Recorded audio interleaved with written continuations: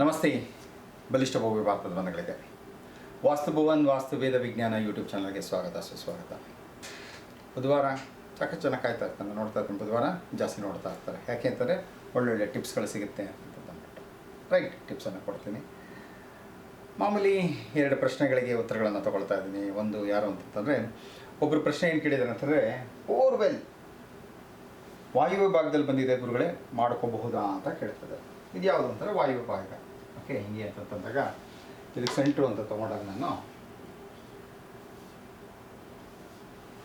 So ಇಷ್ಟು ಬಂತಲ್ಲ, ಇಲ್ಲಿಂದ ಇಲ್ಲೂ ತನಕ centre of north to centre of west, ಅಂದರೆ ಉತ್ತರದ ನಡುಭಾಗದಿಂದ ಪಶ್ಚಿಮದ ನಡುಭಾಗ ಇದೇನು ಬರುತ್ತೋ ಇದಿಷ್ಟು ವಾಯುವ್ಯ ಅಂತ ಕರಿತೀವಿ ನಾವು ಅದನ್ನು.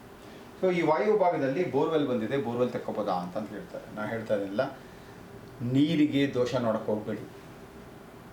ಯಾಕೆಂದರೆ ಸಾಕಷ್ಟು ಜನ ಏನು ಮಾಡ್ತಾರೆ, ನಾರ್ತ್ ಈಸ್ಟಲ್ಲೇ ಬೇಕು, ಈ ಭಾಗದಲ್ಲೇ ಬೇಕು ಅಂತ ಹೋಗ್ಬಿಟ್ಟು ನೀರು ಸಿಗದೆ ಮುಂಚೆ ಏನಾದರೂ 1000 ಗಟ್ಟಲೆ ಆಗ್ತದೆ, ಇವಾಗೆಲ್ಲ ಲಕ್ಷಾನು ಗಟ್ಟಲೆ ಹೊರಟಾಗುತ್ತೆ. ಈಗ ಒಂದು 1500 ಈಗ ರೀಸೆಂಟ್ಲಿ ಒಂದು ಕಡೆ ಮಾಡಿಸಿದ್ವಿ ನಾವು.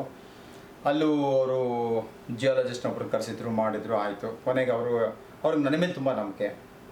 ಗುರುಗಳೇ ನೀವೊಂದು ರೌಂಡ್ ಚೆಕ್ ಮಾಡ್ಬಿಟ್ಟು ನೀವು ಹೇಳಿ ಅಂತಂತಂದರು. ಸರಿ, ನಾನು ಹುಡುಕ್ದೆ, ನಾನು ನೋಡಿದೆ, ಅಲ್ಲೇ ಸಿಗ್ತದೆ. ಅದೇ ಜಾಗದಲ್ಲಿ ಯಾರು ಜಿಯಾಲಜಿಸ್ಟ್ ಕೊಟ್ಟಿದ್ದಾರಲ್ಲ ಅದೇ ಜಾಗದಲ್ಲಿ ಸಿಕ್ತು. ಏನು ಹೇಳ್ತಾರೆ ಗುರುಗಳಂದ್ರೆ, ಸರ್ ಈ ಜಾಗದಲ್ಲಿ ನೀರು ಸಿಗುತ್ತೆ, ತೊಗೊಳ್ಳಿ ಮಾಡಿ ಅಂತ ಹೇಳಿದೆ. ನಾನು ವಾಟರ್ ಡಿವೈನಿಂಗ್ ನಾನು ಮಾಡಲ್ಲ, ತುಂಬ ಬೇಕಾದವರು ಕೇಳ್ಕೊಂಡಾಗ ಹೋಗಿ ನೋಡ್ಬಿಟ್ಟು ಹೇಳ್ತೀನಿ. ಅದು ನೋಡಿದ್ರೆ 1200 ಅಡಿ ಹೋಯಿತು, ಒಂದು ಡ್ರಾಪ್ ಬಂದಿರಲಿಲ್ಲ. ಆದರೆ 1220 ಅಡಿಗೆ ಬಂತು, 1260 ಅಡಿಗೆ ಇನ್ನೊಂದು ಸೋರ್ಸ್ ಸಿಕ್ತು. ಸೊ 1500 ಅಡಿ ಹೋದ್ವಿ. ಇದೊಂದು 8-9 ದಿನ ಆಯಿತು ಅಷ್ಟೇ. ನೀರು ಬಂತು, ನನಗೂ ಸಂತೋಷ, ಆ ಓನರ್ಗೂ ಸಂತೋಷ, ಆ ಜಿಯಾಲಜಿಸ್ಟ್ಗೂ ಸಂತೋಷ. ಅವ್ರ ಓನರ್ಗೆ ನನ್ನ ಮೇಲೆ ನಂಬಿಕೆ ಜಾಸ್ತಿ. ಇಲ್ಲ ದಯವಿಟ್ಟು ನೀವು ನೋಡಿ ಅಂತಂತಂದು.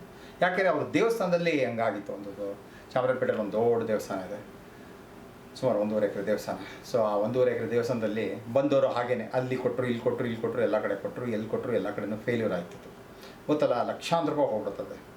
2 ಲಕ್ಷ, 3 ಲಕ್ಷ, 5 ಲಕ್ಷ ತನಕ ಹೊರಬಿಡುತ್ತೆ. ಆದರೆ ಅಲ್ಲೂ ಕೂಡ ಕೇಳೋದು ನನಗೆ, ನೀವು ಯಾರಿಗಾರು ಹೇಳಿದ್ರೆ ಸರಿ, ನಾನು ಗೊತ್ತಿರೋದು ನಮ್ಮ ಜಿಯಾಲಜಿಸ್ಟ್ ಕೇಳಿದೆ. ಅವರು ಬಂದು ನೋಡಿದ್ದೇನಿಲ್ಲ ಇತ್ತು.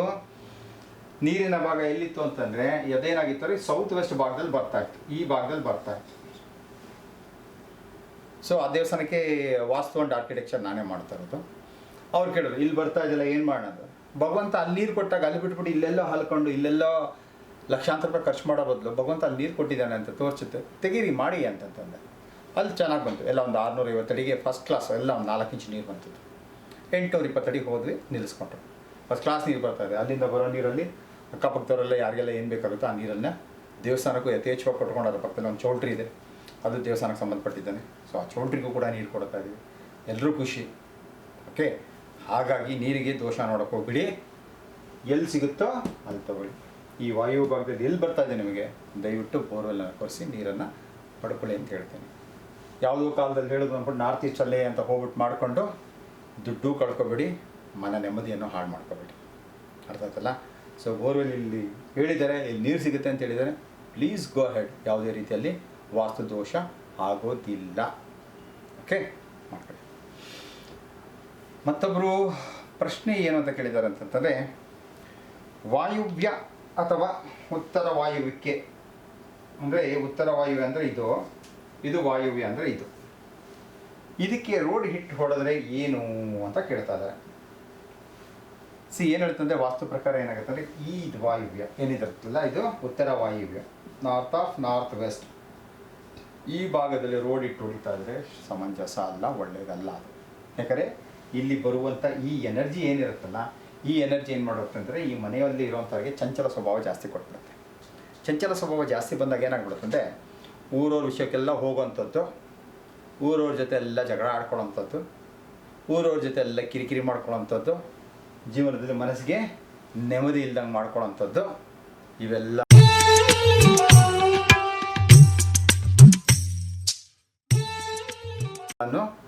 ಈ ಭಾಗದಿಂದ ಬರುವಂಥ ಆ ಎನರ್ಜಿ ಏನಿರುತ್ತಲ್ಲ, ಆ ಎನರ್ಜಿ ಆ ರೀತಿಯೆಲ್ಲ ಅವರಿಗೆ ತೊಂದರೆಗಳನ್ನು ತಂದುಬಿಡುತ್ತೆ. ಹಾಗಾಗಿ ಈ ಉತ್ತರ ವಾಯುವ್ಯದಲ್ಲಿ ರೋಡ್ ಇಟ್ಟಿದ್ದರೆ ಬೇಡ. ಸಾಕಷ್ಟು ಜನ ಬರ್ತಾರೆ ನನಗೆ, ಗುರುಗಳೇ ಇಂಥದ್ದಿದೆ ನೋಡಿ. ನಾನೇನು ಮಾಡ್ತೀನಿ ಅಂತಂದರೆ ಎಲ್ಲರ ಥರ ನೋಡು ಇದು ಉತ್ತರವಾಯು ಹಾಗಲ್ಲ, ಡಿಗ್ರಿ ನೋಡ್ತೀವಿ ಅದನ್ನು. ಡಿಗ್ರಿ ನೋಡಿ ಎಷ್ಟು ಡಿಗ್ರಿಲಿದೆ, ಏನಿದೆ, ಎಂಥದ್ದಿದೆ ನೋಡಿಕೊಂಡು ಆ ಡಿಗ್ರಿಗೆ ಅದು ಪದಗಳು ಅಂತ ಬರುತ್ತದೆ. ಆ ಪದಗಳಲ್ಲಿ ಬಂತು ಅಂತಂದರೆ ಅದು ಗುಡ್ ಇರುತ್ತೆ. ಈಗ ಉತ್ತರಕ್ಕೆ ಬಂದಿರ್ತದೆ. ಇಲ್ಲಿ ಬಂದಾಗ ಈ ಪದಗಳಲ್ಲಿ ಏನಾಗಿರುತ್ತೆ ಅಂತಂದರೆ, ಸೊ ಇಲ್ಲಿ 9 ಪದಗಳು ಅಂತ ತೊಗೊಂಡಿರ್ತೀವಿ. ಅದು 3, 4, 5 ಪದಕ್ಕೆ ಬಂದಾಗ ಭಾಳ ಚೆನ್ನಾಗಿರ್ತದೆ, ತೊಗೊಳ್ಳಿ ಪ್ರಾಪರ್ಟಿನ ಅಂತ ಹೇಳ್ತೀವಿ.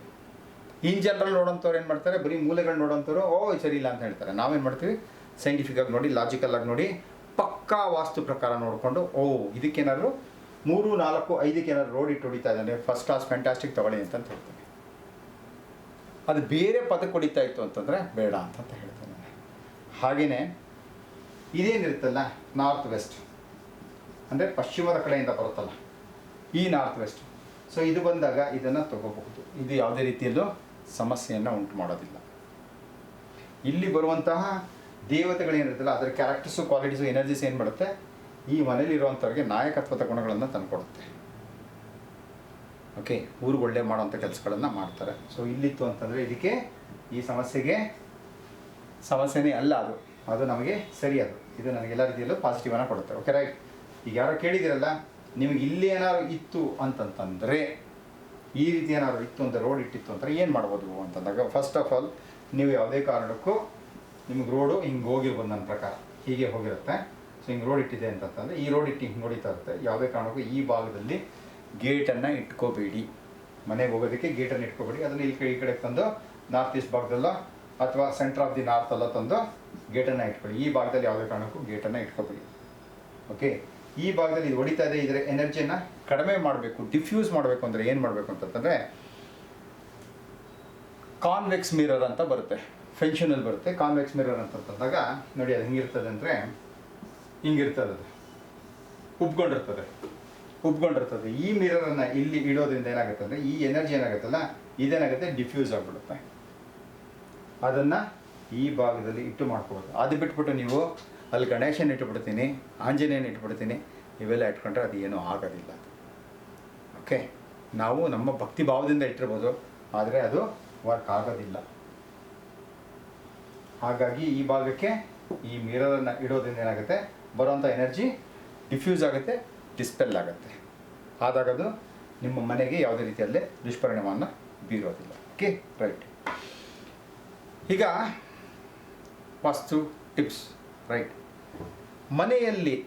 ನಿಮ್ಮ ಮನೆಯಲ್ಲಿರುವಂಥ ಸದಸ್ಯರ ನಡುವೆ ಒಂದು ಸಾಮರಸ್ಯ ಜೀವನ ಚೆನ್ನಾಗಿರಬೇಕು, ಕೌಟುಂಬಿಕ ಜೀವನ ಚೆನ್ನಾಗಿರಬೇಕು, ಮನೆಯಲ್ಲಿ ಎಲ್ಲರೂ ಕೂಡ ಉಲ್ಲಾಸ, ಉತ್ಸಾಹ, ಸಂತೋಷ, ಆನಂದದಿಂದ ಇರಬೇಕು ಅಂತ ಆದಾಗ ನೀವು ಮನೆಯವರೆಲ್ಲ ಕೂತ್ಕೊಂಡು ಮಾತಾಡಬೇಕಾಗಿರೋಂಥ ಉತ್ತಮವಾದಂಥ ಜಾಗ ಯಾವುದು, ಮನೆಯವರೆಲ್ಲ ಕೂತ್ಕೊಂಡು ಹರಟೆ ಹೊಡೆಯುವಂಥ ಜಾಗ ಯಾವುದಾಗಿರ್ಬೋದು, ಮನೆಯವರೆಲ್ಲ ಕೂತ್ಕೊಂಡು ಸಮಾಲೋಚನೆಗಳನ್ನು ಮಾಡುವಂತಹ, ಸಂವಾದವನ್ನು ಮಾಡುವಂತಹ ಅತ್ಯುತ್ತಮವಾದಂಥ ಜಾಗ ಯಾವುದು ಅಂತಂದಾಗ ವಾಸ್ತು ಪ್ರಕಾರ ಹೇಳುತ್ತಂತಂದರೆ, ಒಂದು ಈಸ್ಟ್ ಭಾಗ,